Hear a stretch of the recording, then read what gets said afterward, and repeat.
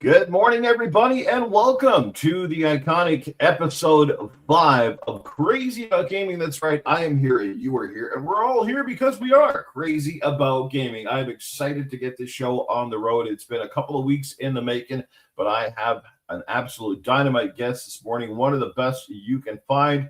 He is my good friend. He is a former panel member of Gaming After Dark, which is kind of where he laid the groundwork for the bigger and better things to come. Now the host of the MAGGSHOW and a co-panel member on XNC.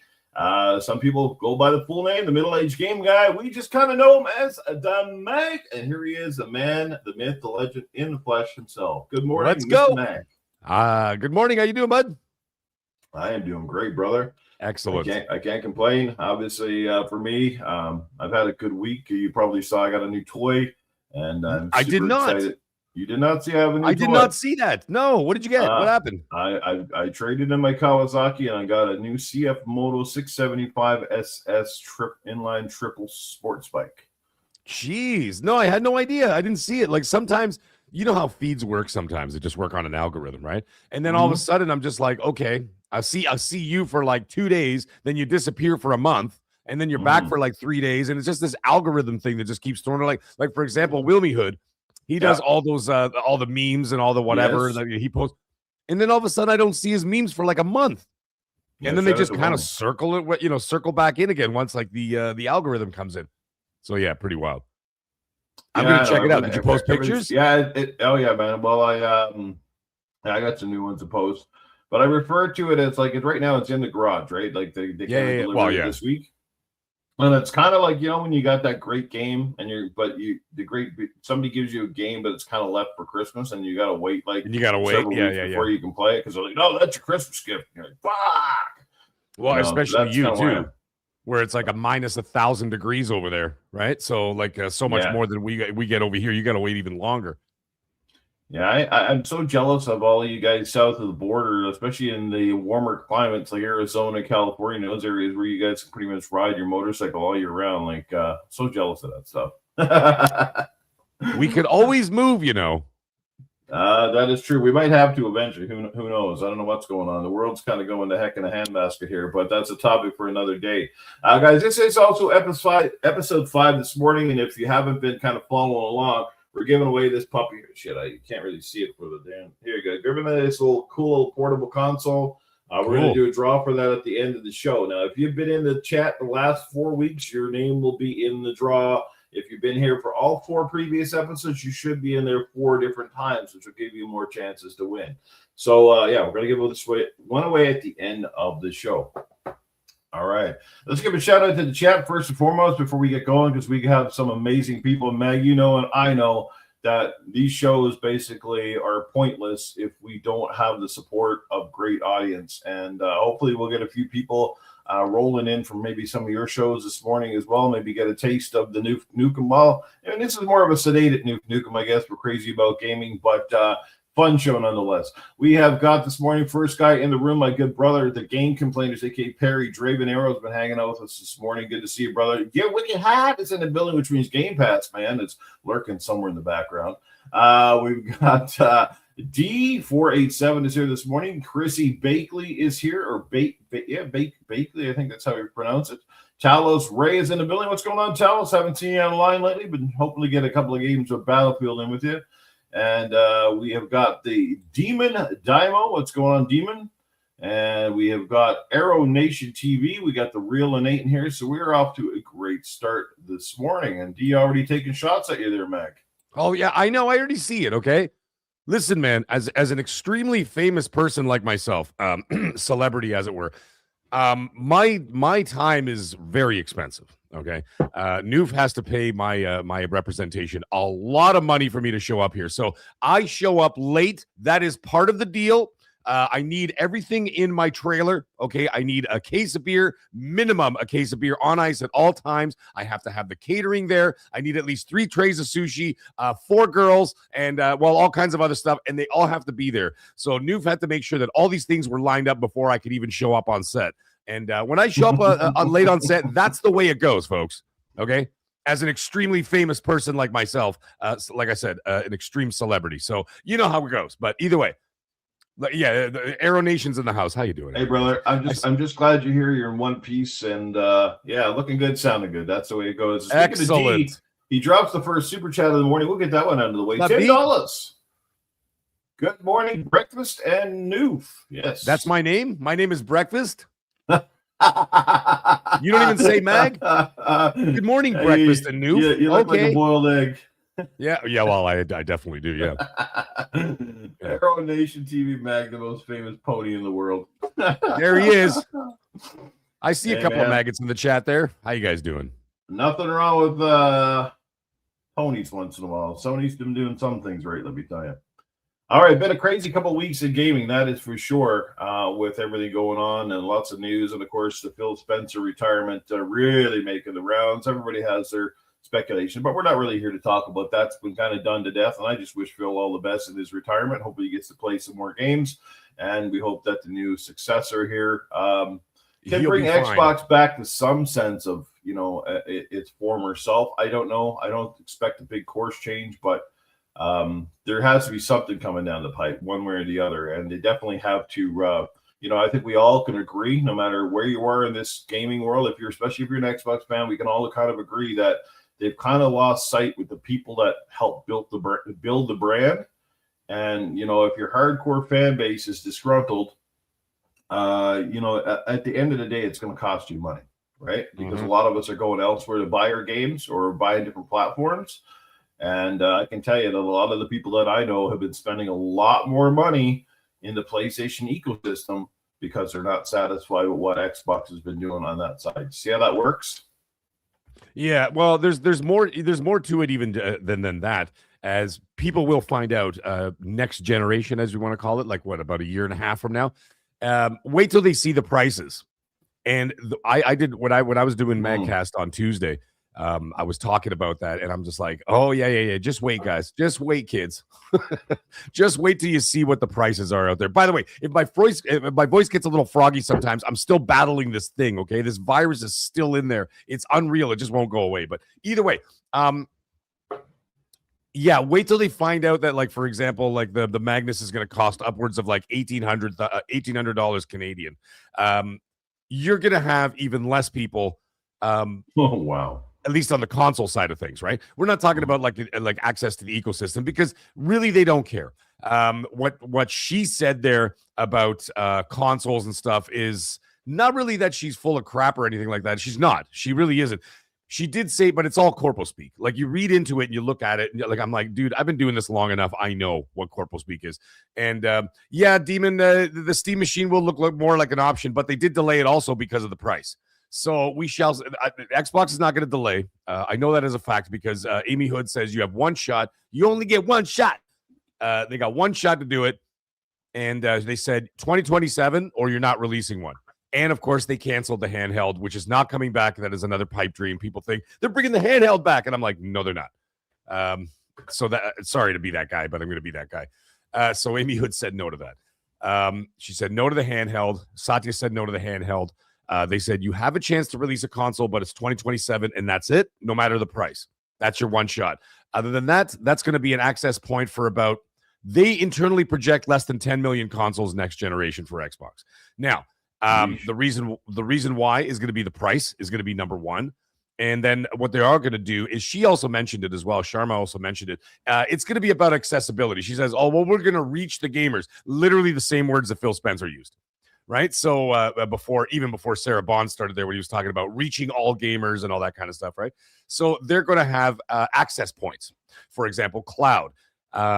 Obviously, the Series X and S. If you can't afford a new console, or just think that it's absolutely ludicrous that you'd be paying that much money for a console, then you have the options of keeping your Series consoles, which will be supported well into the next generation. And then after that, they will be used as an access point for cloud gaming. So you could still keep what you got. Don't bother with the Magnus. I mean, it's going to be expensive. It's going to be very powerful. It's going to be great. But if you have access points already there, and let's face it, when you're talking about the 85% casuals out there, they're not going to spend. They're not even going to spend $1,000, let alone $1,800 or whatever. Now, internally within Microsoft, they proposed a price of between $1,200 and $1,500 US dollars for the new console. And that's their internal pricing as of now. That might go down a little bit. Like, let's say, like next year, let's say, or well, yeah, when they start production, let's say that the RAM will go down, then it might go down a little bit. So you might be facing $1,000, $1,100, maybe $1,200 on the lower end. But we don't know. And I mean, if people think that that's crazy, let's also not forget that 4 months ago, they released a $1,000 handheld. You know what I'm saying? Yeah. Yeah. So I guess, yeah, in the grand scheme. Like in Ontario, it's $1,600 for a ROG Xbox Ally X. So if you think $1,800 to $2,000 is ludicrous, it's $1,600 with tax in Ontario for the ROG Xbox Ally X. Yeah. So you tell me. Yeah, I'd be out on that.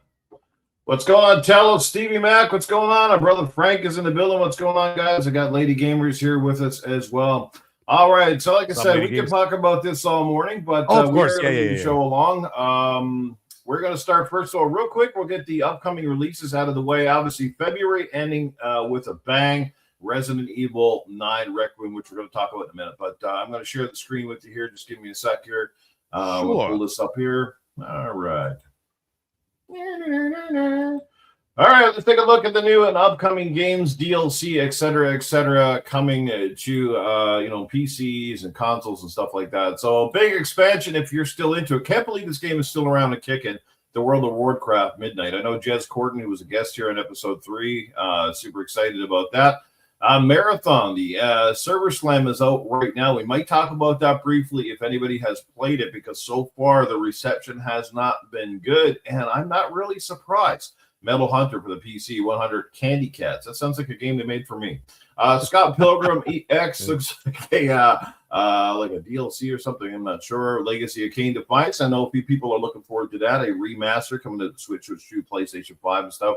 Windstorm, The Legend of Kimori. PC Early Access. We got Aesthetic EBB. We got iRacing Arcade. We got Humanica Skate, Drain Sim, Eternal Afternoon, and Luxman. We got Naughty Games. Well, that sounds kind of kinky. Apopia Sugar Coated Tail. On the 4th, we got Homura Hime, a Ninja Gaiden 4, the 2 Masters. I think that's maybe, is that DLC or some stuff? I never even knew this was coming out. Pax Autocratica. That's a weird sounding name, man. That's a weird name. Pizza Simulator. There you go, Mag Pizza Simulator. Cryptical Path. There's a Nacon Connect. It looks like it's some kind of a show from the publisher Nacon. Then it looks like, I guess, Marathon on the 5th gets like I guess that's its full release date, which is pretty close to the Server Slam. Pokemon Pokepia coming out to the Switch too. I'm sure there's a lot of people excited for that. Planet of Lana 2. I never understood it.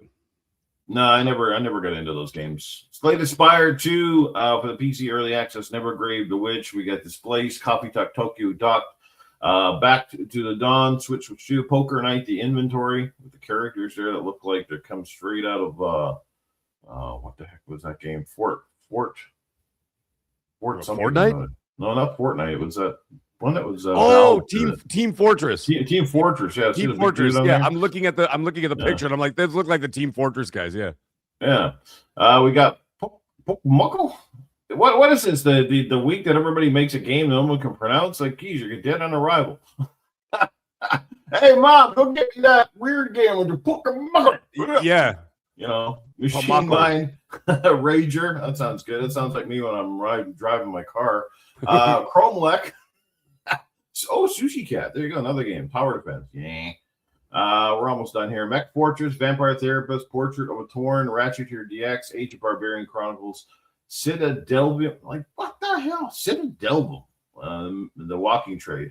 And we round out the week. We're coming up here. Lost and Found Co. Mirage 7, Fortuna Magnus, Sumerian 6, Atheist, Lost and Found Co. Over the Top, World War 1. The Bearer and the Last Flame, Heart of the Machine, Order 13, and that brings us to the end of the week. That sounds like that sounds like a Game Pass release where like one game you recognize and like 40 games you've never heard of before. Yeah, that sounds like instant Switch game. The Switch door. I know, man. Like I don't know about you, but that's something like somebody has to nullify, because I think Sony's already cracked down on it, but like. I'm all for games and having more games, but if you've noticed, and anybody's been on any of the eShops or the stores, like they're starting to get inundated with a lot of games that, I mean, they don't even live up to good indie building. Like, they're just horrible. They're just like money grabs. A lot of it is just shovelware. Oh, just shovelware, like just throwing it out there. And yeah, it's no, like they were using that for a while. Like that was one of the reasons why, well, I mean, besides the price, that was one of the reasons why I canceled Game Pass. Cause I'm like, you see like week at whatever, they're like, oh, the games of the games of the week are this. And I'm like, what the hell are these? I've never heard of them before. And then something that I like now, what I do is what we used to do in the old days, Newf.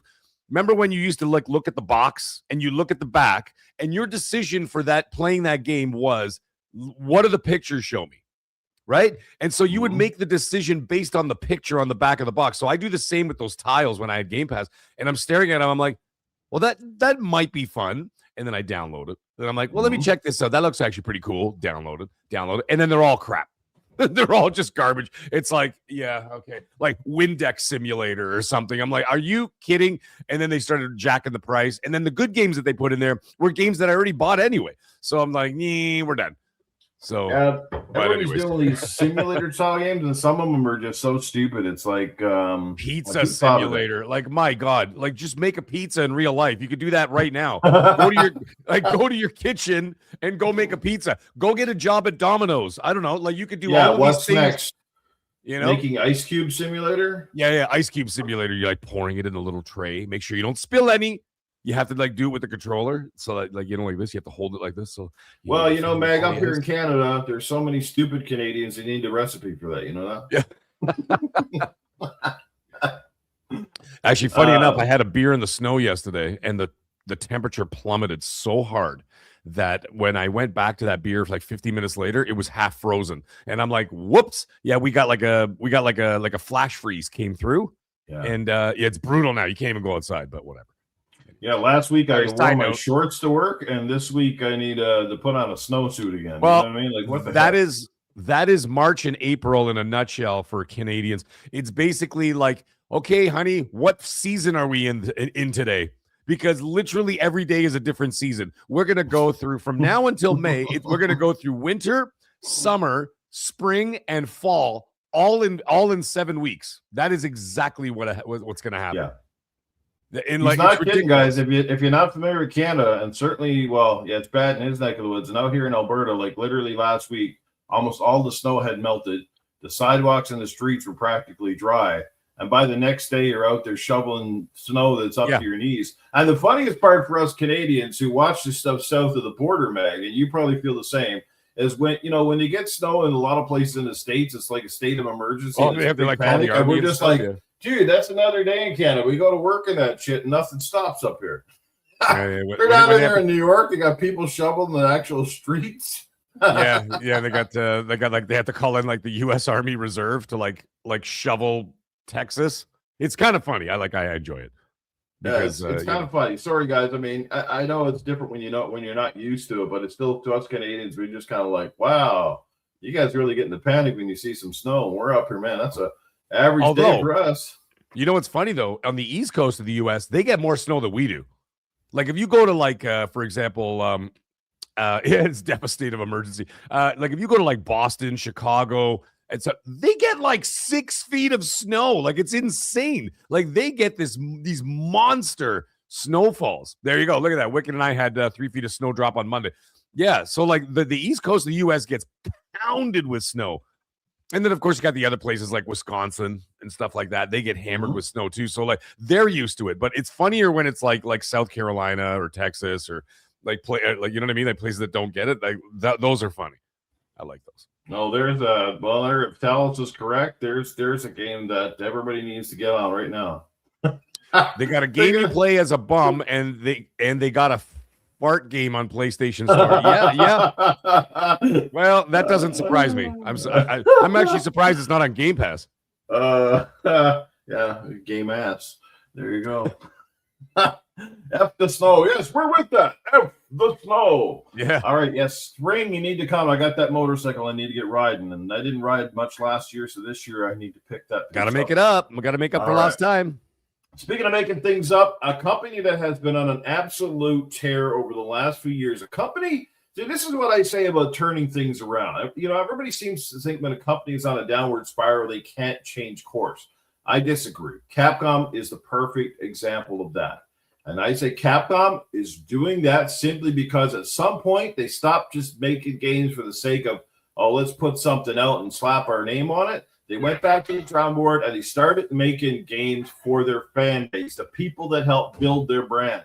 And of course, you can't think about Capcom without at least two titles generally coming to mind: Street Fighter and Resident Evil. I mean, typically, most of us in this chat have grown up on those games at some point, okay? Whether you're late to the show or you were there since day one. But we're here to talk about a game around that is obviously surging. Physical sales, yes, physical sales. Apparently, people still do like to buy copies because I don't care. They might have cut back the number of copies going to stores, but the fact that they are sold out at all the retailers, and trust me, I've checked a bunch and they're gone. That's true. That tells me there are still people willing to buy physical games if you make a great game and it's a game that people actually want, okay? And you don't put it everywhere. So you can't get this game on Game Pass, okay? Sorry, it's not on Game Pass. You have to go out and physically buy this damn thing, or digitally, whichever. But that's the whole point. But anyway, I want to get away from the sales numbers. I just want to say that great games will sell. Follow your fan base. Give them what they want. Give them characters they can identify with. Don't make them ugly as frig. That's second of all, okay? There is lots of ugly characters in Resident Evil Requiem, but you have to shoot them, okay? Speaking of the ugly character, you got to shoot MAGG. I saw you shooting a bunch in the head the other night. Looked like the game was terrifying, but fun as frig.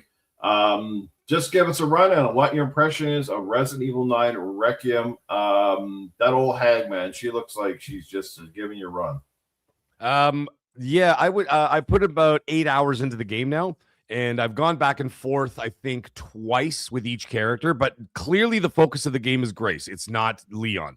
Obviously, Leon is in it, but his sections seem to be much shorter, or at least they give you the appeal. Well, no, they certainly are shorter. Because I mean, there was one section where I think you were watching at that time, where I faced like a boss, and after I faced the boss, that's it. It went back to Grace again. I was so pissed. I was just like, "Come on!" I was just enjoying that because, like, for me, it's like it's a bit of a breath of fresh air to be able to play as him when you're just doing like the survival horror thing of Grace, right? Where you have limited bullets, a much more difficult situation where you've got like 9 bullets walking into a room and there's 3 zombies that take like 6 bullets to take them down, right? So you've got to make decisions, right? So you look at that and I'm like, okay, this is great. Now, it is very difficult. I got to say, at least from my point of view, Chase, you're not wrong. Can I ask you about that, though? Because sure. that's probably the one thing that always drove me nuts at Resident Evil. And I kind of get why they do it, but it drives me nuts. Like, zombies shouldn't be taking 6 and 7 shots to the head. Like, if you cap them nice, because I always find Resident Evil is not technically the easiest game to really shoot people in the head. Like, they've always made that aiming a little bit like shifty, and it's probably because, like if you're Grace and she's got a gun or whatever, she's not a trained shooter. She's not going to be 100% accurate. But I mean, you're 6 feet away from these people, shooting them straight in the head. They fall on the floor, and then they keep getting back up, and you're like, man, all my damn ammo is gone. Like, right. I guess it's the gameplay design, but it's one that I still hate to this day. And I always can't wait to beat the game so you can get those unlimited ammo or codes to go back and play it, and then I start to have a lot more fun with it. Yeah, I think that's the point, though. I mean, like, I think that they want to torture you your first run. And I've noticed that with this one, they really ramped up the torture, so to speak. So it's like this is the most difficult Resident Evil I've ever played. Now, I am a Resident Evil nut. I am a Resident Evil professional, if I may say so. I've literally got on every single game that when they started offering achievements and trophies. Yeah, exactly. Real estate. Actually, I was gonna mention that as well, but you got to it first. By the way, worst FBI agent of all time. She can't speak. She can't run. She can't shoot. What are you doing? What kind of an FBI agent? Yeah. She's definitely an equity hire. My God, she can't do anything. And then they're like, okay, you are the worst field agent I've ever seen. We're sending you out in the field alone, exactly to the place where your mother was murdered. And it's like, Okay. It's like Resident Evil 4 makes me laugh too. It's like Resident Evil 4. They're like, the president of the United States goes, well, Leon, my daughter's been kidnapped in Europe. I'm going to send you there with a handgun, 2 bullets, and a plant.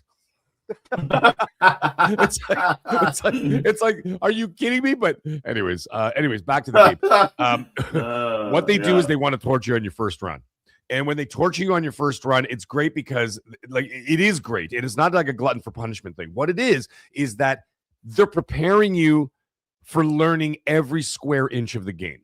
So that when you're going in there and you have to do multiple runs, which I don't know if anybody watched me do, well, some people watch me do, is that I played 8 hours on Friday. I streamed for 7.5 hours, and then I did half hour off camera.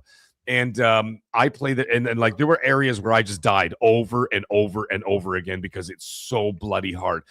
But the one thing that it did do is I learned the map, right? So I learned the map, or at least the grace part of the map. And I learned all of that.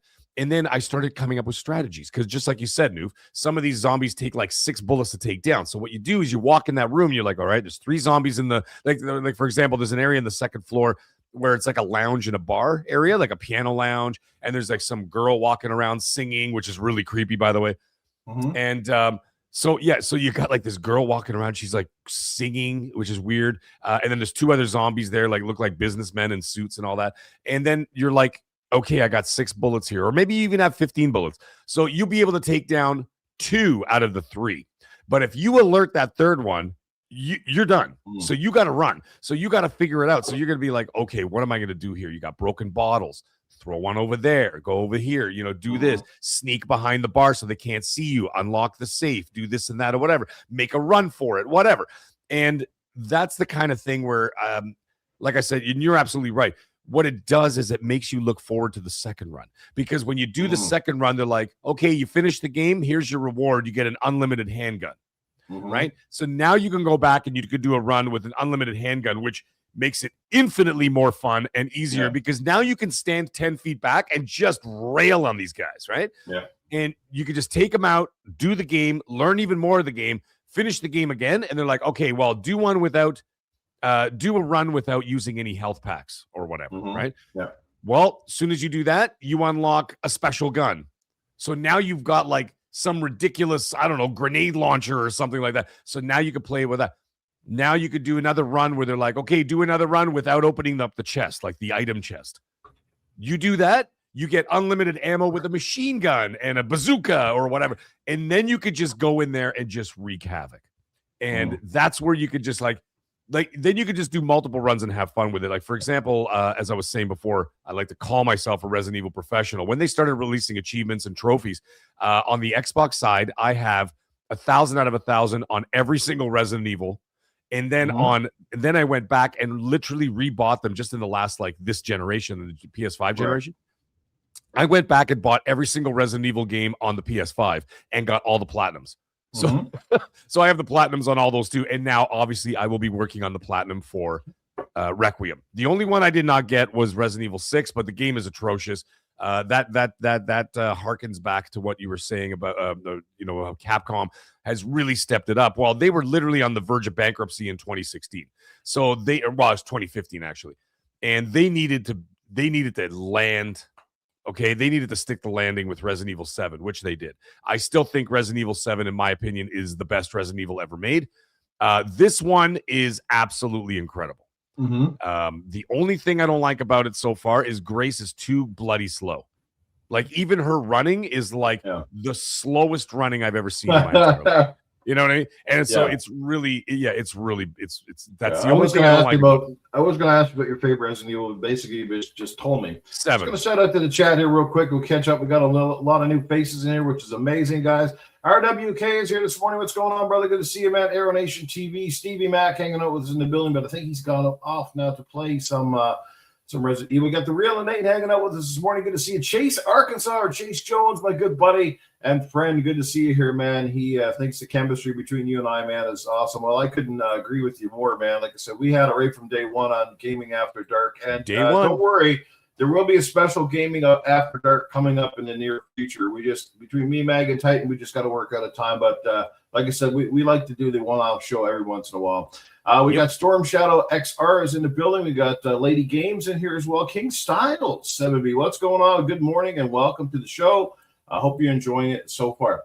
So back to the topic at hand, Resident Evil 9 Requiem getting some great scores all over the board. The media seems to love it. Performance-wise, even Digital Foundry's kind of gone through this, and it's hitting a lot of high notes. Even surprisingly, doing pretty well on the Switch too, which is probably the least powerful hardware to run this. But if you look at it, you'd think there'd be a ton of compromises. Yeah, the resolution got lowered and stuff, but honestly, you got to give it props where it's due. All versions look pretty good, and they seem to run pretty damn good. Of course, the PS5 Pro being the top platform. Look at that, man. It's got it. Holy diner. That's your collection? That's a legacy pack. No. Sorry, I was actually gonna say Broke Boy, which obviously he's not broke. Well, he's probably broke now.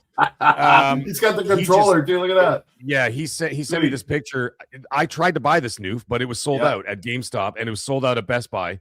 And this is the Legacy Edition for anybody who didn't know. Nice. It comes with. So what I did is I bought the Legacy Edition on the Switch 2 but I bought it digitally. So what it comes with Resident Evil 7, the Gold Edition. That's with all the DLCs. It comes with Resident Evil 8. That's Village Gold Edition with all the DLCs. By the way, the DLCs are very extensive in both games. Resident Evil 7 has like 11 DLCs. It's ridiculous how many like little side stories and mini games and all kinds of. It's awesome. And it comes with Resident Evil Requiem. All of this is for 120 Canadian dollars. Yeah. So that's for value, it's like $99.99 in the US for the Legacy collection, whatever. Anyways, my buddy there, Broke Boy, he bought I know it's a funny name. He bought the physical edition. I'm like, dude, how did you even get it? He's like, honestly, I don't know. Like, it's sold out everywhere. But anyway, he got one. So, and anyways, I've been playing it on the Switch, dude. If you tell me he's married to the welfare witch, then it's gonna be even funnier. Yeah, dude, it's amazing on the Switch. I've been playing it on the Switch too. Like, I've been just playing it in bed, and just like it's just pretty much perfect. Like, you wouldn't even know the difference. And actually, funny enough, I also downloaded from Capcom. I also downloaded the demo for Pragmata. So if anybody hasn't done that yet, please do so. It's only about 30 minutes. The demo's only 30 minutes long, and I downloaded it on every system. I downloaded it on Xbox, on PlayStation, and the Switch too, because I wanted to see if there was any difference. Honest to God, man, no difference. And it's another Capcom game, and it plays chef's kiss even on the Switch too. That's right, baby. Real gamers in this chat room owning everything. Yeah. I played it on everything, so I gave it a try. Now, speaking of systems, though, I was going to say one more thing about Resident Evil is if you have a PS5 Pro, it is besides some like ridiculous monster PC or whatever, it is definitely. And now this is going to be sort of the tone for the rest of 26. If you don't have, well, there you go. Like Real Innate has a 5090, but it'll be the definitive console experience for the rest of the year. So, like, for example, the PSSR 2, the very first game to be released on that was Resident Evil Requiem. Starting this week, PSSR 2 is going to start being implemented into other games. So, for example, I played Resident Evil, even when I streamed it, a lot of people were hitting me up in the chat saying, dude, how powerful is your rig? This looks incredible, this and that. I'm like, it's not a rig, dude. It's a PS5 Pro. So I was playing at 4K, 60 FPS with no compromises and full ray tracing. Now, the thing is, if you turn off ray tracing, that's the only compromise, I guess. If you turn off ray tracing, you can play 120 FPS on a brand new game, 120 frames per second on a brand new game. And it is absolutely amazing. Now, like I said, that's going to set the tone moving forward. So all these big releases coming up, and you don't think Sony's going to market that? You're damn right they will. The best console experience outside, like I said, outside of the PC is going to be the Pro. That's going to go for Wolverine, Crimson Desert, Forza Horizon 6 later in the year, for at least for the PlayStation guys. Xbox, we get it in May. Forza Horizon 6, Call of Duty Modern Warfare, Grand Theft Auto 5, Grand Theft Auto 6. Those, you know what I mean? So like that's going to be a huge selling point this year. So anyways, if you have the chance to get it, I would get it. That's what I would do if you don't have a PC. But so obviously, you said Resident Evil 7 was your favorite. I'm just going to go out on a limb and say, yeah, I definitely think Resident Evil was was such a gamble, but it paid off. You know, being that third person and kind of taking things back to a prequel style nature, but it did pay off. I think it reinvigorated a love for the franchise and what could potentially happen. I love what they did with this one. The fact that right out the gate, they took the best of both worlds. They gave everybody the option to play it through third person, first person, or both. Right. Fantastic stuff. You know, like I said, they are listening. This is the thing. They are listening. They are giving fans kind of what they want. And they kind of went all out in this one. You know, they kind of brought the series back to Raccoon City, you know, and on top of that, you know, one thing that Resident Evil does really well is giving you that claustrophobic feel, sticking in these tight quarters with, again, these bullet sponge zombies and crazy monsters that kind of chase you down, and you're not sure a lot of times, can you kill this thing right away, or do you need to wait for a special weapon? You did mention Resident Evil 6, which I'm actually playing right now. I never did play a whole lot of that game. I'm going through Jake's campaign. And like, it's fun for what it is, but they got away from the formula. And what I think Resident Evil 6 tried to do, because, you know, Resident Evil 5 kind of came out with a mixed review. Some people liked it. Some people didn't like the fact it was co-op. But I think what Resident Evil 6 is trying to do after playing it again is, like, it feels like they're trying to, you know, they're using the name, but it didn't really feel Resident Evil-ish. They kind of focused a lot more heavily on action, and there was a lot of quick time shit in there. Yeah. And it just kind of got away from the formula a little bit. I mean, it's not a terrible game by any means. At least I don't think so. But again, you kind of go, yeah, they kind of let this one slip. And I think that's why it's revered as one of the worst in the franchise. Yeah. But my favorite game, I'm going to say it's 4. And I'm definitely going to say 4 with the VR mode. Because the VR mode on PSVR 2, the Resident Evil 4 remake, is unbelievable. And that mode just put a whole new... the whole new 9 yards on it. The only time I found it was a bit weird to me was the stupid fight with the damn fish. Because you're in the boat and there's like this weird quick timing kind of thing on that. And the view would kind of change. I don't know. I'm struggling with that one, but outside of that, everything went pretty well. The sniping was a little bit tricky too, because you're kind of like aiming in and you're kind of holding everything up. You know what I mean? And then the shit's getting up in your face. You're literally trying to reload bullets. Like, it's not just like press a button. You know, you're all. Yeah, it was kind of crazy, but it was awesome. It was a lot of fun, though. So, Resident Evil 7 for you, I probably know why you liked it. Like I said, the setting was great. That house and that family, like the way that game started, that slow burn, and then it got really going.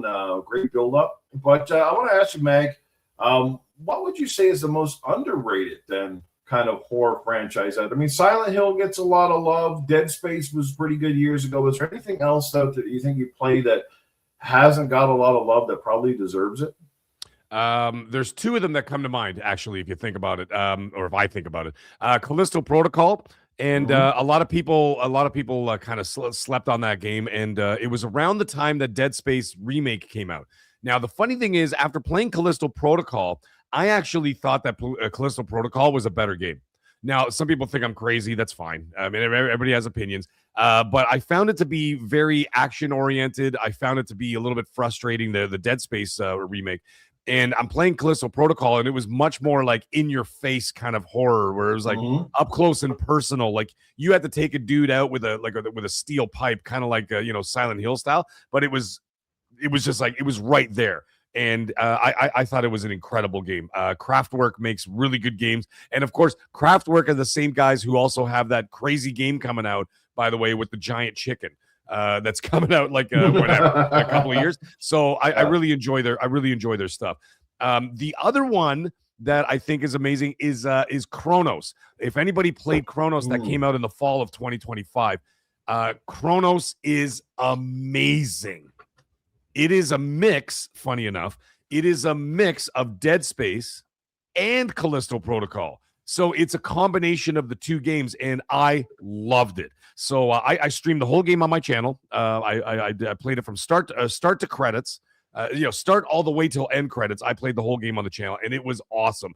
And yeah, it was incredible. So that's another one, Chronos. I know Game Complainers is out there somewhere in the chat, or at least he was, and he talked about Chronos, how much he enjoyed it.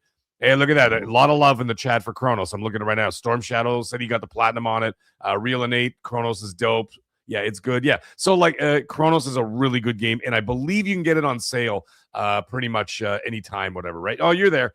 And So anyways, yeah, that's another one. So I would say Callisto Protocol and more recently Chronos, worth every penny.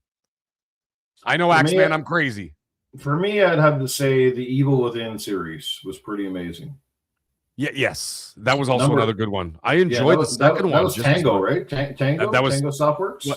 Yeah. Before Satya the Slayer came in and closed them down. Yeah. I think the funniest closure was the Hi-Fi Rush one, because it was, everybody's bragging, this is a great game and it's getting all these great scores and blah blah blah, and then right after that the studio head leaves, kind of retires, and then miraculously the whole thing gets friggin' just canned. I was like, what the heck? Yep. Yeah. What a stupid thing to do, man. What a stupid thing to do. And that wasn't I don't think that was Phil, to be quite honest. Oh, by the way, so right now you can get it on sale. Chronos The New Dawn Deluxe Edition is $48.99 Canadian for the Deluxe Edition.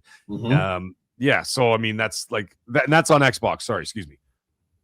So that's on Xbox.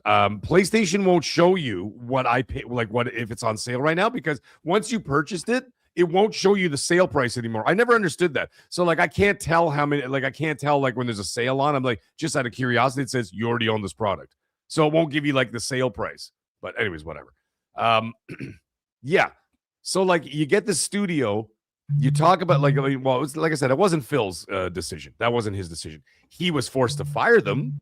Or whatever, get rid of them, but he certainly wasn't the one who made the call, because he was excited to have a Japanese studio. He flew there a couple times to talk to these people and whatever else and see what was going on and what they were working on and everything else. And then it came from above, where they're like, hi, we did all these acquisitions. Now we're sagging under the weight of all these acquisitions, which shouldn't have happened to begin with.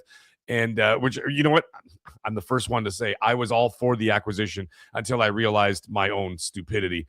And now you're seeing the fruits of their labors. And you're going to see a lot of layoffs coming this year, by the way. So anyways, that being the case, is they're like, yep, got to start cutting. And so the one that they cut was Tango. And I'm like, that is insane. That is absolutely insane. I'm sure they took care of them, like all financially. They were fine. They probably all gave them a nice big fat bag and everybody walked away and whatever. But still, an absolute travesty. You're not wrong.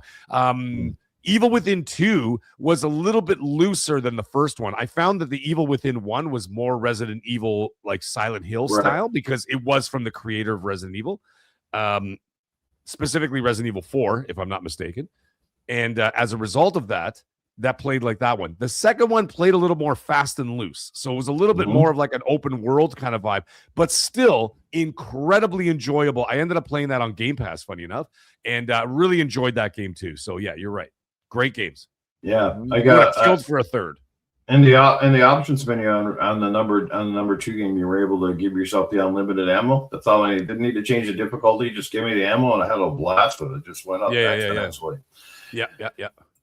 Yeah, and it's sad though, like, because it seems to be, the horror genre seems to be quite popular per se, but it feels like there's only 2 or 3 games that are sort of enjoying that run of success. It's like if you're not Resident Evil, you're not Silent Hill, everything seems to be up in the air. I mean, even Dead Space, which enjoyed a really good run during the 360 PS3 era, seems to kind of like it's not quite there. It's like they're dabbling with it. They're trying to dangle the hook for people, but it's not really sinking. Callisto Protocol, like I said, great game. Agree with you wholeheartedly. One of the most underrated ones, but like great graphics too in that game. When you get out of that ship and you get in that winter stuff and those creatures come up out of the snow and stuff, man, that's freaky. But it's just like can anybody succeed outside of the big franchises? Does it need a big name behind it to do well? I mean, that's kind of the question that I have, because you're established franchises, but when you're trying to bring out a new IP like the Evil Within was, or a lot of these new games, it's kind of like people are hesitant to take a chance on this stuff. So how do you get people in? Well, the problem with that, Newf, is that it's the horror genre is saturated with a bunch of crap. And the problem is you got so many people out there trying to be the next whatever, Silent Hill, the next Resident Evil, the next, Layers of Fear or whatever, right? Like all these different series. And you get all this shovelware that comes out, and it oversaturates the market. And then what it does is it jades the consumer. Yeah. And by jading the consumer, you immediately avoid everything that doesn't have the word resident and silent in it. You know what I'm saying? And so like, and that's what ends up happening because, and that's fair because that's human behavior. People get burned over and over and over again, and they look and they're like, I don't want to, I don't even want to look at this. And where you get a lot of that is, especially like me, like I was saying that before, when I used to be a Game Pass subscriber, I would see a bunch of horror games in there. And what I would do is I'd download them and I would try them. And this is crap. This is crap. I feel like, what's his name? J. Jonah Jameson from Spider-Man. Crap, mega crap, mega crap, as I'm like doing all that, right? So like I'm going through these games and I'm giving them a try. And I mean, that's one good thing that with Game Pass was great for was like, you know, if there was a bunch of games in there I never heard about, I'd go to the horror section, try about a bunch of games and whatever. Anyways, there was another one. I can't remember the name of it off the top of my head. You don't even have a weapon in the game. You're literally just like hiding around. It's almost like with like a night vision. I can't remember the name of the damn game. Outlast. Thank you. Outlast. Yeah, that game was Outlast scary. 1. Outlast 1 was fantastic. Outlast 2, absolute dog water. I thought it was terrible. Anyways, so once again, it was an oversaturation of horror games on the market, and it's tough to break through. Now, the thing is, there are victims in this. You get games like Chronos, like I had mentioned, which was amazing. And if people go back and play Chronos, I know, like I said, the chat loved it. And the problem is, people get jaded, and they're like, and they just kind of skip over it. Same thing with Callisto Protocol. And it's because it doesn't have the names, like I said, Silent Hill, Resident Evil, Dead Space, whatever. And as a result of that, it's hard to get another franchise off the ground. So the only way to do that is that if the Chrono Studio Kraftwerk, sorry, I don't think it was Kraftwerk. My bad. My apologies. I was thinking of that. Crafton? I was thinking of Crafton. I always say Kraftwerk. Kraftwerk is a band from the 80s. Yeah, Crafton. I keep thinking about that. Crafton were the ones behind Callisto, were they not? They were Callisto. Yeah. Sorry, I was talking about the guys who made Chronos. If they made enough money to do a sequel, I implore them to make a sequel and make it even better. And the reason why is because Chronos almost kind of hit a little bit of the zeitgeist. It had some popularity in there, right? And as a result of that, Nelson Gaming, don't be shy about it, man. Callisto Protocol is an amazing game. If they can make a second one and make it even better, that might be the one to break the market. You know what I mean? Like it might be able to pierce through like the what I like to call the social zeitgeist, where where everybody's talking about it. Because that's how it works. Like Uncharted 1 came out to little to almost no fanfare. It's like, it's like a Tomb Raider ripoff, not really a big deal. Uncharted 2 came out and blew everybody out of the water and made Naughty Dog a huge studio, right? So I implore them, if they made enough money to do a sequel, make it even better, improve upon some of the things from the first game, and they might have that new franchise. Yeah, I think there's a couple of factors, I think, when it comes to launching a new horror-based IP. And the first thing people got to remember is that horror is not for everybody. Well, a lot of people do enjoy it. A lot of people have a hard time playing them. You know, they trip people out a little bit, and I can understand. It's just the same reason that some people do not like horror movies, right? Games might be even more intense in most cases because literally, like, you know, your character's kind of on the line, you're kind of in the game, you're immersed in it, and especially in the first person view. I think we can all agree that Resident Evil in first person takes on a different life. But I think when you're releasing these games, you have to I think a demo is always a good way to go. I mean, it could essentially kill your game, but I think if you've got enough faith in your title and you give people a good portion of the game, like, I'm not talking about it has to be 5 hours long, the demo, but look what Pragmata did, right? Yes. I think that demo is going to help sell a lot more copies of that game than it would the opposite way. So you have to take that risk. It's risk and reward. But I think if you've got a good game, the mechanics are good, it looks good, and you don't scare people away, then I think right off the bat you're going to bring people in. And then the second part, and this is the hardest part, with the game calendar being so loaded, in 2026 is a game where I think for a lot of people now, if you decided to slip this year and take an extra year, no one would really complain because this year is stacked, especially in the fourth quarter, and nobody's going to want to come out around that GTA 6 window, right? Nope. Everybody's going. You got Call of Duty and GTA 6 come within a couple of weeks of each other. Love or hate Call of Duty, it's still a juggernaut. It's going to sell a ton of copies. This year they might do a lot better because obviously last year the Black Ops 7 thing did not go so great. Right. Chronos has an easy mode now, according to Game Seeker in the chat. What's going on? Good morning. So but that's it. It's finding a good release window for a game. Now, Halloween kind of makes sense. You can get it out somewhere around October. When that horror vibe is at its highest. Go for it. I think that would be cool. But anyway, there you go, guys. Resident Evil 9 Rec Room is out right now. A lot of people are playing it, so go get your hands on it, give it a try, and let me know if you like it or not. If anybody's in the chat right now and you're liking RE9, let me know. Just give me that thumbs up. Just let us know in the chat. If you don't like it, I'd love to know why, because so far the response has been pretty good to it. Let's move on to the next topic of the day. We're actually approaching the hour mark of the show. It's crazy. Time flies when me and Mag are having fun. But we're talking about reviving franchises, right? Yes. Now, some franchises never died. Some franchises just kind of took a bit of a lull and then sort of come back. And I would say, like I said, Resident Evil took a bit of a dip for a while and then came back stronger. Street Fighter, again, same thing. During the dark era of Capcom, Street Fighter kind of took a bit of a dip off and then sort of reemerged and became back stronger. But Konami is coming back right now, bringing back franchises, which is really, really cool, which is awesome to see. But we're talking about like legacy franchises stuff, and I think we can probably think of one right now. Ubisoft is a publisher of it that I think need to come back. Now, I'm just going to start with a couple of mine, Meg, and then I'll let you jump in. First of all, I'm still, and I think a lot of us in this chat are still direly waiting for Sam Fisher to return. I really want a new Splinter Cell game. One of my favorite franchises. I don't know what the hell is up with it. Mag knows a hell of a lot more about this than me, and I'm sure he will elaborate. But a Splinter Cell needs to come back. I cannot believe that Sam Fisher has skipped an entire generation of console. There was not a Splinter Cell game released on the Xbox One era. Can you believe that? And then how many games did he have in the 360 era? Quite a few.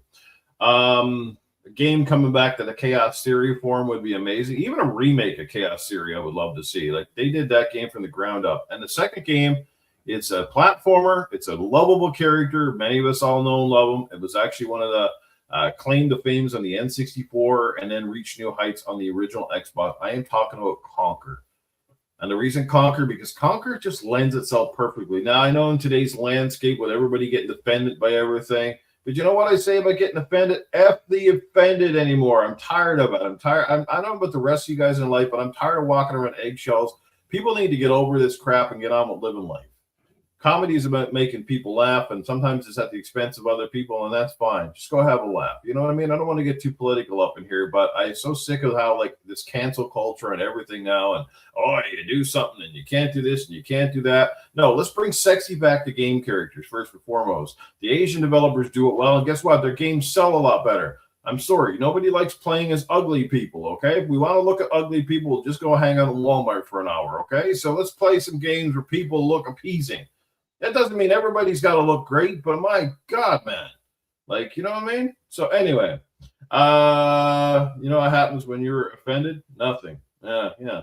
But Conquer needs to come back. Get back on track. Conquer needs to come back. Conquer's an amazing character. I love the foul mouth, the dirty innuendo. It was awesome. Like, it's a game that looks like I could have designed. You know what I mean? Great character. Yeah, so that I think those two for sure need to come back. Everybody's been claiming for Banjo-Kazooie as well, that they're also loved as well. Again, I just think a lot of people sitting on IPs that are really need to come back. And I'm super excited too right now, speaking of old IPs or at least old franchises, the love for He-Man and the Masters of the Universe stuff. And I don't know if you saw, have you seen that trailer for that 2D action beat 'em up game? Oh, yeah, I saw God. it. Yeah, it actually. I think it comes out this week. This week, I thought it was like next month or something like that. Next month? I swear, I thought I could be wrong, but I want that so bad. I might have to buy that on multiple consoles. I love 2D beat 'em ups. They're always near and dear to my heart. It was, that was one of my favorite type of franchises in the 16-bit era. Favorite one in the last 5 or 6 years, Street Fighter 4. Oh my God, or not Street Fighter 4, Streets of Rage 4 was so good. Yeah, Streets of Rage 4. If you guys haven't played it, do yourself a favor. It is so good. As a matter of fact, I'd say it's better than any of the Streets of Rage games that came before it. It's just so well done with the art style and the characters. So yeah, Army of Two, yeah, there's Wicked Hot in the chat. That would be amazing. Capcom with Saturday Night Slam Masters. Yeah, we could use more wrestling games that aren't based on WWE and are a lot more fun to play. WWE has just gone downhill, man, with a lot of, King Styles. Yeah, you're right, buddy. A lot of thin-skinned people out there who wouldn't survive the classic mama jokes. Yeah, no one would have got through the early Eddie Murphy era, that's for sure. Holy man. But yeah, so he thinks it's March 25th. Made a mental note, but he's guessing. I know it's sometime fairly soon here. They're ramping up the ads for it, so I'm sure it's coming. Anyway, Mag, back over to you, man. Any classic franchise you want to come back, and maybe you can sort of elaborate. I don't know. Obviously, you've had connections with Ubisoft in the past. Yes. I don't know if there's anything you can elaborate. Is Splinter Cell actually dead, or is this thing still cooking at some level? No, it's still fine. What they did is they laid off about 40 people from Ubisoft Toronto, but the game is being exclusively developed. The remake of the original game is being made at Ubisoft Toronto, and it has not been halted in production. It is in full production, and it's moving along very well. Expect to see it come out in 2027. So I wouldn't worry about it at all. And it is alive and well, so nobody has to stress about it. It is absolutely coming out next year. So yeah. So there's that. They delayed a few games. They delayed the what's it called, Black Flag remake. Yeah. They delayed that. I actually got to see that. So I actually got to see what it looks like. It looks absolutely amazing. The Black Flag remake. And then they're still working on the other Assassin's Creed, which is codenamed Hex right now. That's the one that's going to be taking place in the South as part of a witches coven, and it's going to be more of a horror game. So I can't wait to see that. But Splinter Cell is coming out. It is deep in production, and it's doing very, very well, and it's looking very, very good. But beyond that, can't say anything else. Now the thing is, the He-Man game comes out on the 28th of April, by the way. So it's not April. I was right. It's much, yeah, you're right. It's further out than I thought. I thought it was like this week because I saw a bunch of promotions and previews for the game this week, right? So I'm like, oh, it's got to be coming out like this week, but it's not. It's April 28th. Now, as for franchises I want to see come back, this is going to be like a little bit of a dual thing. I just want to put some honorable mentions out there for what I see to be part of a resurgence in co-op, and I would say that with like Split Fiction. Split Fiction was one. Reanimal, Little Nightmares 3, It Takes Two, and those games are incredibly popular, and they're doing very, very well. So, as the chat had mentioned, if you're going to do that, make some that are even like for more so for adults and teenagers per se. Bring back Army of Two. Bring back Kane and Lynch. You remember Kane and Lynch? Yeah. They're all made by the same people, basically. It was all EA. Kane and Lynch. Do Army of Two, get those co-op games, those out there, more mature ones and whatever. I would be all over that. So that would be absolutely amazing. But those are honorable mentions. Now, this is the double part. This is how I wanted to get into like the two Sony products, and the reason why I'm bringing them up is because clearly Sony's attempt at the live service thing for the most part has been a failure. And they're not doing well with it. So you know what? The thing is, what they could have done with all that live service baloney that they were doing is they could have brought back properly Twisted Metal being one of them. And the other one is Guerrilla Games. Instead of working on that stupid goddamn, what is it called? Hunter's Gathering. Why? if you want to, yeah, you know what I mean? If you want to make a live service game, you could have done Twisted Metal, and they could have done Killzone. Killzone is made by Guerrilla Games. Yo, Mag, not to cut you off, but speaking of Hunter's Gathering, I saw this morning somewhere they said that they were doing some kind of I don't know if it's like a test or something with that game, and they peaked at 500 players, and they're already like out about 200 or something. It's like, I mean, that's why another game that's gonna be dead? Oh my lord! Exactly. Like it's just people are done with it, and so like at this point, like, can't you just make something that I think would be successful? I think that. Excuse me. I think that Killzone would be incredibly successful. You got a first-person shooter. You have history there. Now, the thing is, you're not making, like, I understand. Like, when it comes to these studios making new IPs or even bringing back old IPs, they're trying to do a multi-generational move, right? They're trying to attract the graybeards, that's us, who played all those games when they came out. And then you're trying to attract a new crowd, which is like our children or just kids that are, you know what I mean? Like the next generation, if you don't have children, like just the next generation as well. So you're introducing or reintroducing a franchise to a multi-generational crowd. And so I think that Killzone would be perfect. You got your live service there, so you satisfied that element. You've got the online multiplayer shooter, this, that, and the other, and you get the single player, absolutely bombastic, crazy, epic stories on top of all that. Guerrilla should have been doing that in between working on the Horizon games, which are incredible games, by the way. I still think that Horizon Forbidden West is still in my top 5 favorite games of this generation. Absolutely stunning game to play. But in between all that, they could have released Killzones. So that's my number one is Killzone. Microsoft has already done that with Fable. So, you know what I mean? They brought back a dead franchise with Fable. So they kind of covered their bases there. So now I'm looking at the other side of the fence and seeing Sony. I would have 100% brought back Killzone. And like I said, you satisfy 2 things. You bring back a franchise and you sort of feed that live service machine, but you do it in a way that people actually want, not this bunch of horse crap. I mean, and that's the crazy thing. Like Killzone is not a dead franchise. They made one game that sort of took the series a little bit off direction, and you also got to remember that Killzone, the last one that came out on the PS4, it came out as a launch title, right? PS4s were not in everybody's home at that point. The adoption was a lot slower. And the game didn't sell that great at the hop. Like I said, any game that comes out during launch is a showcase title, which is great. And graphically, that game was amazing. Nobody could argue the graphics in that were not friggin' fantastic. But again, you don't get the big numbers. And if you're not getting the big numbers, it means you don't get a lot of the hype. You don't get a lot of the word of mouth and stuff. I thought it was a good game on its own, but again, it just kind of fell off. Shadowfall. Thank you, there, game complainers. I just didn't. I feel like they just missed the mark somewhere. It was kind of like some of the how Halo departs every once in a while. You know what I mean? But no, definitely you're on to something there. I don't think a lot of these when you establish a franchise, that's just it. You still have it. It's still known. That's the thing. Like you can say Killzone, and most people are going to know what you're talking about.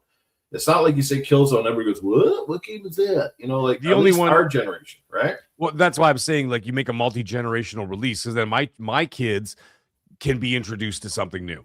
Yeah. But you got to hit hard. Like you got to get hard. Like a T-Rock is in the chat because Killzone is definitely dead. Well, obviously now, yeah, it's been like 15 years or whatever, 13 years. But he says nobody played the multiplayer. That's where you got to bring it back. So you bring it back. Like if you want to bring back a dead franchise, you bring it back in a big way. You advertise the hell out of it, which is what their specialty is over there anyway. I mean, Sony's they own Hollywood studios. They know how to make trailers and marketing. So you bring it back in a big way. You make the you basically make it like a competitor to Call of Duty. Call of Duty has been faltering the last couple of years. Black Ops 6 did very, very well, but Modern Warfare 3 did not. Black Ops 7 was a failure. And so you look at that. So 2 out of the 3 were a failure in the last 3 years. Not failure, but like certainly a disappointment and did not meet expectations. That's where you jump in.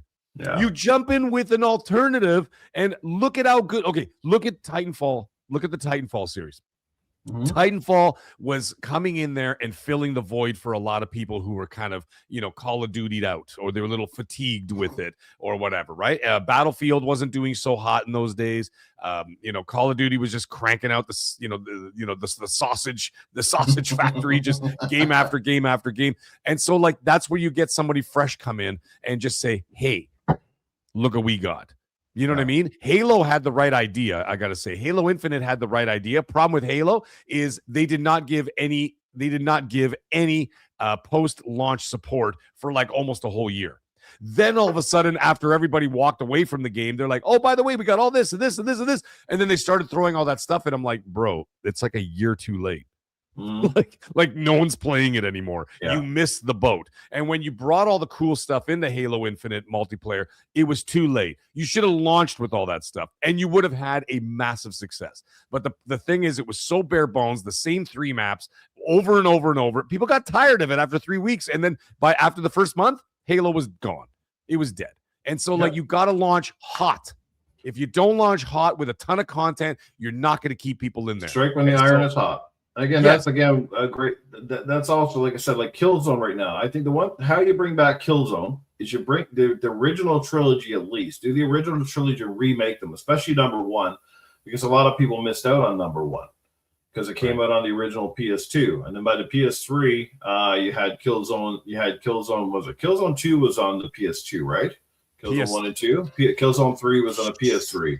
Right. Yeah. Yes. And that to me, Killzone 2 and 3 were amazing. I love Killzone 3. Yeah. It was They were great.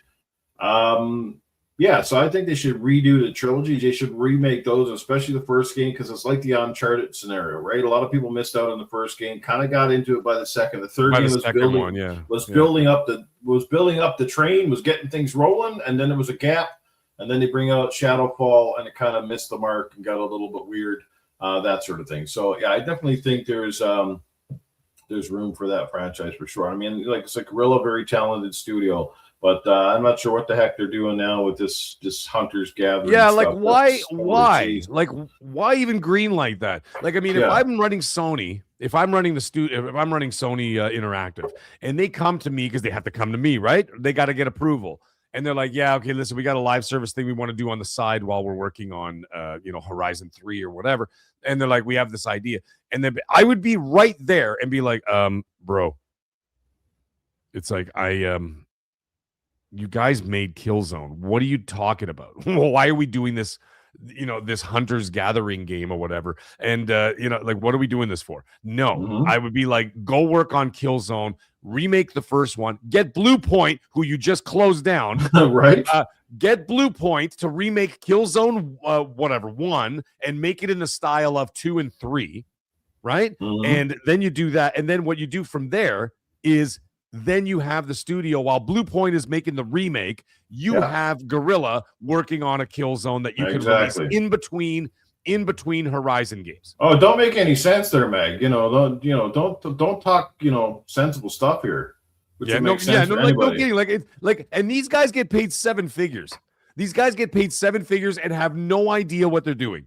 It's literally corporations are all the same. It's literally everybody not knowing what they're doing and failing upwards. And the people like me who actually know, and other people out there who know what to do, and there's tons of people out there who know what to do, have the balls to say it, we're considered problematic because we're not licking the boots. Yeah. You know what I mean? I'm like, guys, any successful product, it's not so much about the product itself, it's how it makes you feel. And when we're talking about these classic IPs and these titles, we know how it makes us feel because, again, they are like time capsules. They're a part of our life, part of our moments in time. And you don't forget the iconic ones. And this is where I think, like, sometimes, like, they look at it again. They constantly always, the bean counters are constantly making way too many decisions for the actual gaming community that knows what we want. We're telling them easily what they want. If they even watch 3 or 4 podcasts a week, they get it. But I don't know. Like, it's like, did these guys, anyone did they hire? Did they actually ever play a game? No, dude, they don't play games. The cell phone idiots. Like, I don't understand it. No, they don't play games. They don't watch movies. Like, you should see this. Trust me, I know. You should see the executives over at Disney. They have no idea what they're doing. They don't know what they're talking about. They don't know the franchises. They don't even know the Marvel characters. They're like, well, it's a comic book movie and people like that. So put that in the metrics category of this, and this. And then they make they made 5 years of absolute crap. And then what ends up happening? Now Disney has no choice but to throw a Hail Mary. Here it goes. Here it goes. And they go back on the 55-yard line. Here's the throw. And we got Robert Downey Jr. back. Yep, we got Captain America back. Yep, we got Thor back. Yeah. Yep, we got Hulk back. And not Smart Hulk. We got Angry Hulk back in the Spider-Man movie. We got another Spider-Man movie that they made a deal with Sony. Punisher is back. You know what I mean? And then 40 other characters. Look at the last Spider-Man movie that came out, right? What did they do? They brought back Tobey and Andrew Garfield. And the villains. It was the biggest successful Spider-Man movie of the trilogy. Do you think that was coincidence? No, because Hail Marys, dude. Yeah, it's like, they're throwing darts at the board, and it's just listen to your fans. They're telling you what you want. If you're going to invest your money, we won't know if it's going to be. It will if you listen to the fans. Right. Look at this God of War show right now. I mean, I don't know. You saw this this, I don't know how you guys feel about it, but That one screenshot. I saw that screenshot of those Jesus, two guys, dude. and I was like, "Oh my god, this is not it. This is not it." I don't know. I hope the show does well, but I'm getting the Halo vibes all over again with this one. Dude, it like, I mean, that once, like the one screenshot, like I know a lot of people are like, let's see it in live action. But yeah, true. But I'm not fair writing enough, it off, but I'm just saying. I don't know, man. I mean, that picture, I thought, first of all, I thought it was AI. I thought it was an AI joke. And then I'm like, oh, that wasn't a joke. That was real. But anyways, whatever. Game complainers, let me tell you something. They're never going to stop making the Horizon games. And the reason why, and that's why I'm saying make Killzone in between the Horizon games, because the Horizon games have sold 32 million copies. It's never going to happen. It's never going to happen. And then but that's why they're never going to stop making them. So you know what? If you can't beat them, join them. So make games in between it. Make kill zones in between Horizon games, so you get a little variety in there. So that when you go play a kill zone game in between a Horizon game, gives you a bit of time to breathe. And then when they release Horizon 3, you miss it, right? You're like, oh, it's been 5 years, or it's been 6 years since we had a Horizon game. All right, I look forward to the next one, and there it is, right? So it is what it's going to be. But yeah, these guys don't know what they're doing, man. None of them do. And like I said, it's all about licking the corporate boots. They as long as you do that, then you will continue making 7 figures. They don't care. Now, the thing is, there's a fine line, though. There's a fine line. The fine line is you cannot listen to fans entirely, because fans are completely unrealistic and ridiculous just as much as whatever. They're like, well, we should do that. You should do this. And you should just like, listen, guys, you're asking for too much stuff that can never be it can never be fulfilled. So people just have these unrealistic, lofty expectations. You have to, that's the other thing. You cannot have other people make art for you. You have to bring the art to them.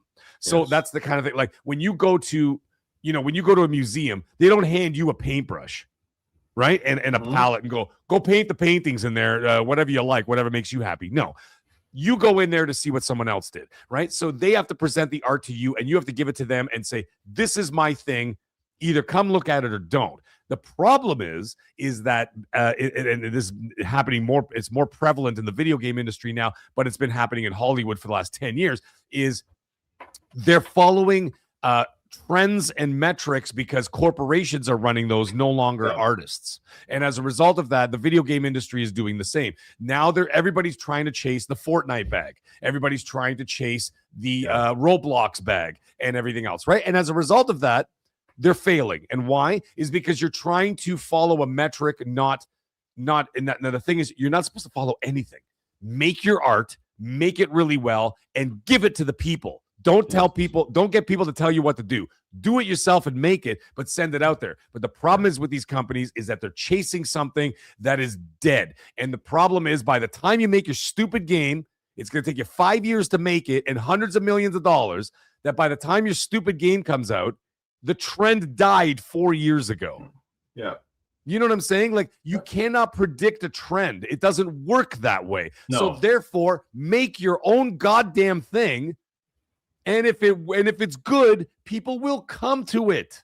You know what I mean? Like, it's not like the creators of Fortnite, Epic, decided, all right, guys, we're going to create a new trend called Battle Royale. No, they did it by accident. Yeah. And that's the key to it all. They just made it and said, let's do this as a little fun side project. And then all of a sudden it took off. And so everybody's trying to recreate lightning in a bottle. You cannot do that. How many times, how many decades, how many thousands of IPs fail with people trying to recreate lightning in a bottle? It's so stupid. Stop it. Yeah, and again, if you're one of the first to do it, if you're the pioneer, that gets the ball rolling. Once you get to the certain point, like Fortnite and Minecraft, right? Those games and Roblox, these games, they're anomalies, and they get to that point where, like I said, they're almost too big to fail at this point. But you can't go out and constantly, like I said, chase the trends, and you can't always, if you're going to do it, at least try to do it better in most cases, instead of just kind of phoning it in, which I think a lot of times is what it is, phoned in. But I don't want to take this down the road. What's going on, Henry? Heck, good to see you, my friend. Ben and Dave is in the house too. We got T-Rock is in the building. What's going on, T-Rock? Good to see you guys. Yeah, I don't want to beat this bush too long here, but but some of the companies, like I said, they do have the listen. But I know, yes, it's not just as easy about looking at something and saying, hey, let's build this and do that because the fans want it. There's economics in there as well. You know, you got to look at the proper studio that can do it, the kind of money that you have at your disposal. I mean, companies don't have unlimited budgets for everything. They might have a lot of projects in the fire. But I think a lot of times, like I said, if you list, you got to at least get some of it right, okay? And this is where, like, this new Gears, the Gears movie that's coming out, right? The thing is, I think right off the bat, get your casting right. Get it to look right. That's half the battle. If the Halo show did anything right, okay, the weapons were amazing. The suits looked incredible. You know, I didn't even have a problem with the actor that played Master Chief, whatever the heck. I liked the Halo show. I enjoyed it. And some people did. And some people, I mean, overall, I think the hardest criticisms came from the diehard Halo fans, and some perhaps rightfully so. Maybe they took it a bit too far, but like they just made too many exceptions to it. You know what I mean? Like, right. It would have been a lot cooler with the Halo show, at least, if, like, you know, they decided to take this a couple series in and they didn't have Master Chief taking off his helmet so early in the series. It would have been more of a mystery, like the Darth Vader thing, you know, but he got revealed in Return of the Jedi, and you always wonder what he looked like. And that was part of the appeal, right? But, like, get the look right. Like this Sophie Turner, I think she's a great actress. I love her in Game of Thrones, but I'm not feeling the Lara Croft vibe. She's just not. She just doesn't look the part to me, and that's part of it. You got to nail the look.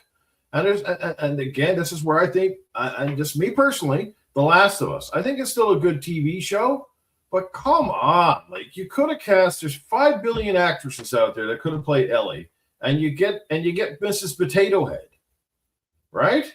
To play. Yeah. She doesn't look anything like him. Of course, Pedro Pascal is in so many things right now. He's probably in your mother's underwear at this point. No, like, the popular actor, right? The popular actor of the moment. That's all it was with him, and he put him in there, and it's like, come on, dude. Like, dude, he's not doesn't popular. even look like Joel. Right? He's not popular, dude. He just checks off like 4 boxes in one go. It's so much easier for them. Why do you think they pushed him so hard? They pushed him, not us. They shoved him down our throats because they're like, he fits so many of the boxes they need to check off in order to do their whatever, all their nonsense over there, right? It's like, oh, well, you know, these are the protocols. We have to have, you know, this person. We have to have representation of this person, and they're like, oh, look at this guy. He's handsome. He can act. And he clicks off 4 boxes in one shot. Perfect. Yeah, exactly. And they're like, shove him in every friggin' movie ever. And it's like, yeah, because he's so easy to, it's so versatile and easy for them to do it. You can hire one guy instead of 4. I 100% agree. You know, and I'm not saying that he played Joel terribly. I think, like, you know, that. No, actually, he played Joel good. I enjoyed him as Joel. I could definitely get around him more as a Joel than the other girl as Ellie. But I don't know, like I said, I'm taking this down another rabbit hole. But the thing is, you got to get the look right? You got to kind of get the look right. You got to get the sets right. It just has to look like it feels like it popped out of a video game. I think the Fallout TV show is nailing it a lot better than most have. Thank God. But that's just me. I'll just leave it at that. It just, you got to get some of these things right. And you're not going to please everybody, no matter who you get. No matter who you get. That's a fact. I'll give this lesson before I kind of switch gears here. The new He-Man, Master of the Universe movie, right? Like Skeletor. They got Jared Leto playing Skeletor, and thank God, I mean, he gets to cover up his face because that guy's been in more failures than I can think of lately. But that Skeletor to me looks pretty freaking amazing. I don't know. Maybe you guys have a difference of opinion, but I definitely think they nailed Skeletor. I think so far they're kind of nailing the look of the movie. I love Idris Elba, but again, the race swapping again, which is unnecessary. It's just like, why? But I love Idris. I'm sure he'll do a great job in it. But I want to check that movie out. One movie I will definitely be bypassing is The Mandalorian and Grogu, which, come on, guys, big budget movie. You're going to put that in theaters, and the special effects look like they came straight off the TV show. Like, it does not look like a big budget movie to me. That's just my take on it. I will be passing on that all day. I'm gonna go see it in the theater day one for free because I have to go. I have to go to see every Star Wars movie, as bad as they've been since Disney took over. I have to go see it just because I want to see the train wreck and just laugh, just laugh at the movie the entire time. I can't wait. And you never know. I It might surprise mean, me. There might be some cool moments in it, but like, I don't know. I kind of like the last Star Wars trilogy was decent up until he really messed with Luke. Like Luke's an iconic then character. that means the way only they good did one was Luke the first was awful. Like, I think that they were doing okay with like episode 7 was good. I enjoyed that. I enjoyed episode 7. They set up a nice mystery with Luke. They finally found him. He's there, whatever. And then they released Rogue One, which I enjoyed very much, especially the last Rogue hour One of was Rogue good. One. Rogue One, the last hour was fantastic. And then that was it. And then it's been hot dog water ever since. I mean, some people are like, well, Andor, and I'm like, listen, man, Andor was well made. It's boring as ass, and nobody watched it. I don't even know how they got a season 2 out of it, but they did. And like it was fundamentally well made, but nobody watched it. It's done now, and it was way too slow for its own liking, especially when you're getting into the Star Wars universe, whatever. But anyway, the one thing that actually looks that might be actually kind of fun, by the way, speaking of Star Wars, coming up is going to be Starfighter.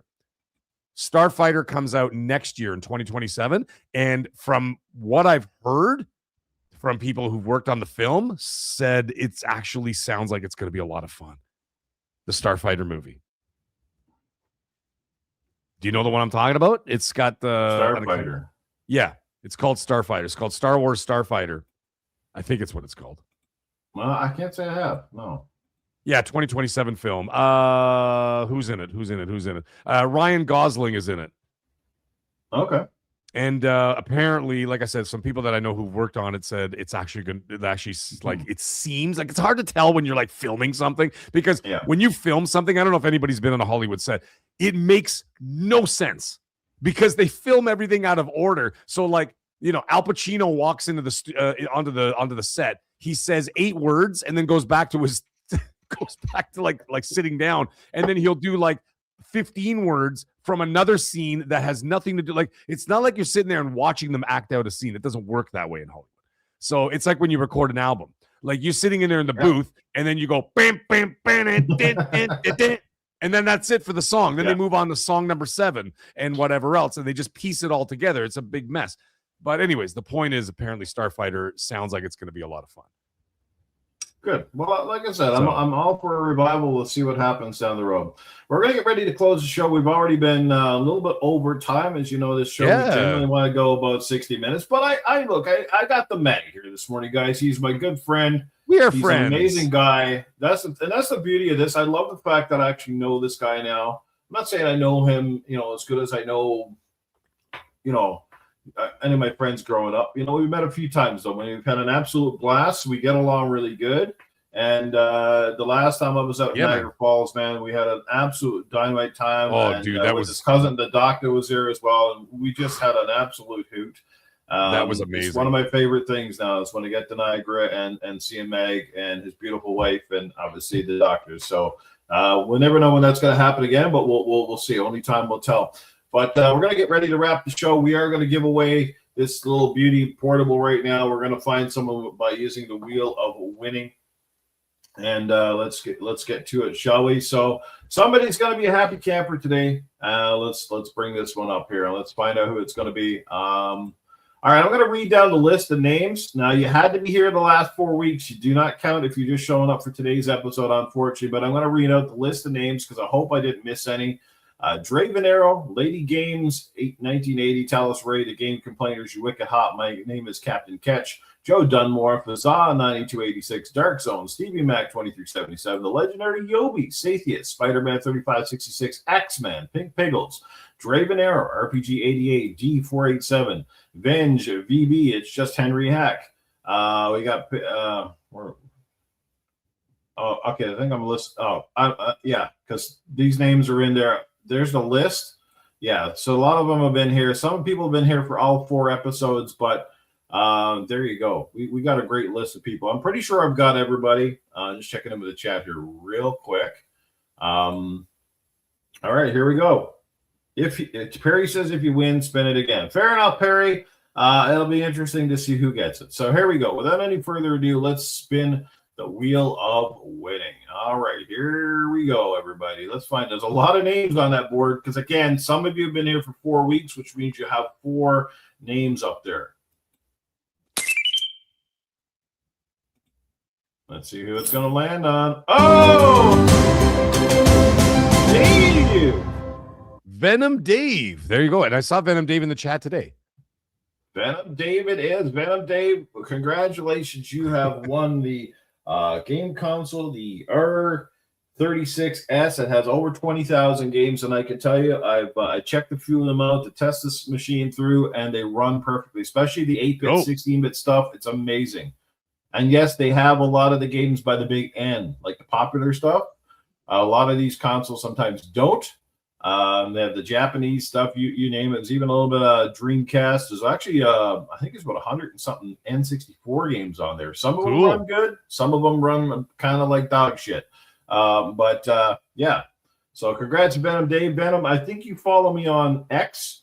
So if you're following me on X, please send me a DM so I can get your address information and things and be able to send this to you, okay? So you had to be present to win. Roll it again. As a matter of fact, Dave was here earlier. I don't know if he stayed for the whole show, but he was here. He was here. Yeah, he was here. He was here. Definitely yes. here. I'm scrolling back to see when the last time I saw him, right? Oh, Venom Dave, for the love of the game. So actually, he was only here like 15 minutes ago. Like 20 minutes ago, he was here.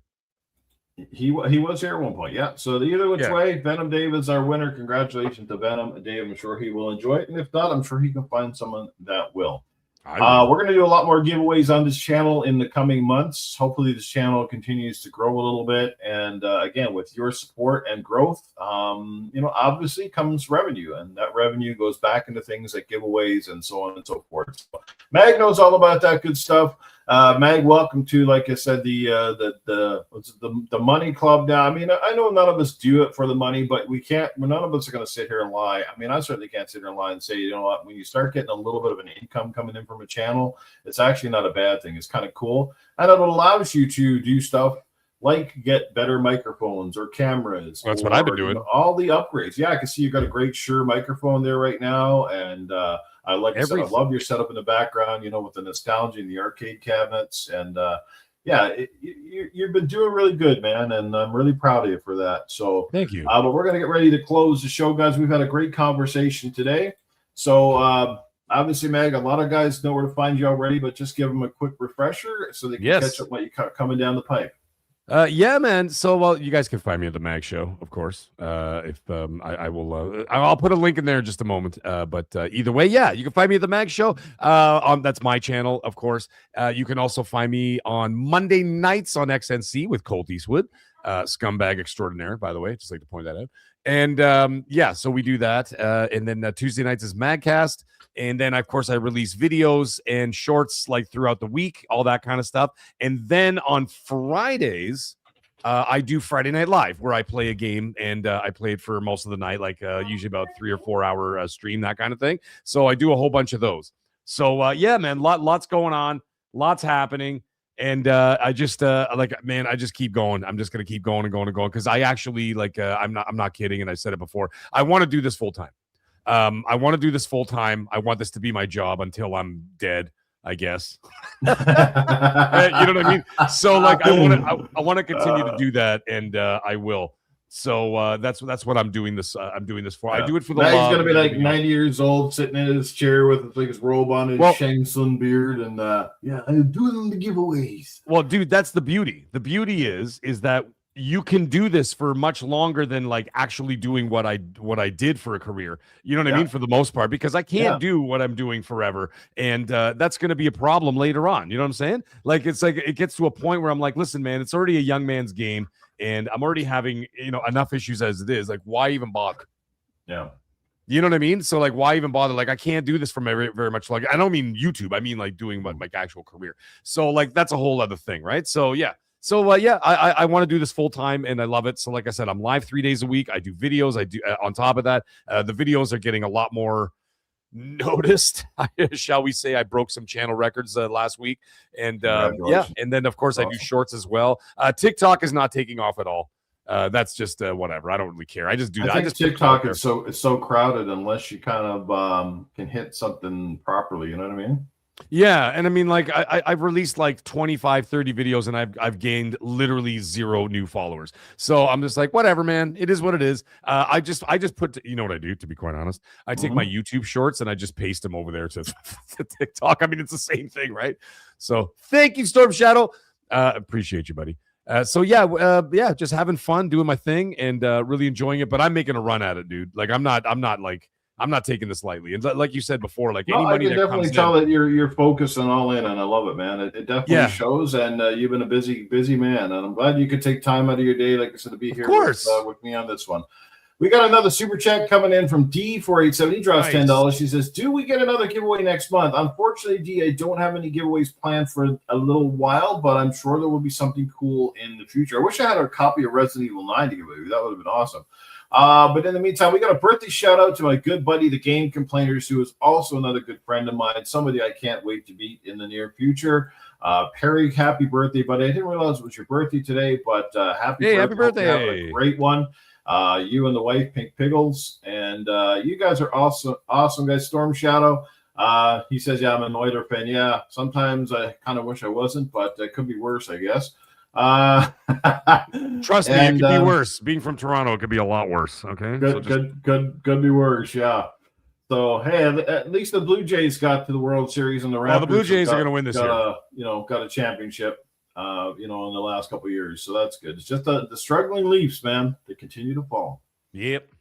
But great chat today, guys. You are all amazing, each and every one of you. Thanks for the love and support. I hope it continues, and we'll see you back here next Sunday. By the way, next Sunday's guest is going to be a man who often gets mistaken with the MAGG and vice versa. Way. Yes, the one, the only, the Mooch. Oh, scumbag extraordinaire, eh? Okay. Scumbag extraordinaire will be here next week. Can't wait to have him on the show. Me and Mooch go way back. Mooch and Crap are the reason I started this stuff, much like some of you guys started this stuff because of me. They're awesome guys. I had the chance to talk with these guys a lot outside of the gaming spectrum. They take a lot of heat for a lot of different reasons, but Mooch is a really good guy, and he's a lot of fun, and he articulates very, very well, and I'm looking forward to having a conversation with him next week, whatever the topics may be. Make him use a camera. That's right. I always forget Mooch really does the camera. Well, he has a camera. He does use it. He has used it several times. So he does have a camera, and he has used it. The one that you have to get on camera, ladies and gentlemen, is Randall Thor. That guy will never turn on that camera. We got to get him on. We got to get him on camera one day. Or you know what we're going to do? When I meet him, and I will meet him, probably not this year, but certainly next year at, or maybe later this year at one of the, maybe the PAX East or anything like that. I am literally going to kidnap him and just film him. So we're just gonna, so everybody gets so everybody actually he's like the Sasquatch. Video footage does exist, dude. I'm gonna have him tied in a chair like this, with zip ties, and then we're gonna do a podcast of him tied to a chair. So I'm like, oh, you don't want to turn your camera on? I go, now you're forced to have the camera on. And it's going to be like this with my cell phone in his face the whole time. And then I'm going to go to jail for a very long time. And then that's it. And there it is.